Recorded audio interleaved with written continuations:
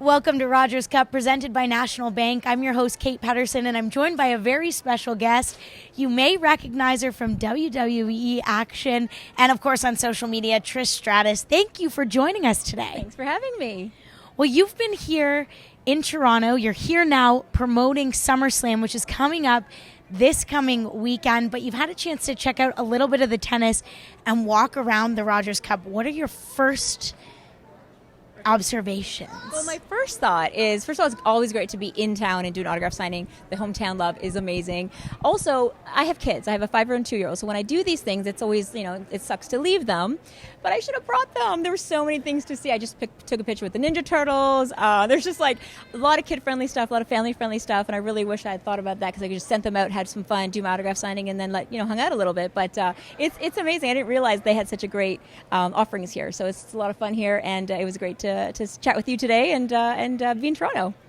And of course, there's lots of tennis action going on this week, but also a lot of incredible role models for young women, and you've been one of those, and there are a lot of tennis stars on the court that are also doing a lot of community stuff off the court. How special is that, and how important to you is it to be a good role model for young women?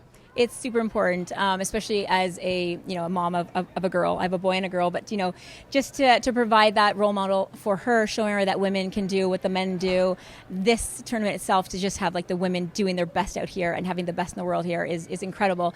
And it's important for us to support it and to bring the awareness to it and see. For so long it's always been a man's world. It really has, and I think slowly but surely we're seeing that. We're stepping up. The women are stepping up into our roles and owning it and becoming. It's just like there's more opportunities for women as well, and the more opportunities will come by us having more awareness and supporting the women in these roles. So it's so important to me, and it's sometimes as a wrestler, when you go out, you don't realize what you're creating behind you, and it's until you step away then you realize the impact you've had. So I'm proud, and I just try to keep doing what I can do out there and do my best and represent women. And speaking of stepping away, this weekend is a big return for you.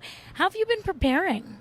Oh my God, I've been training my butt off. And this time's really different because it's been 8 years since I've been in a singles match. 8 years, can you believe it?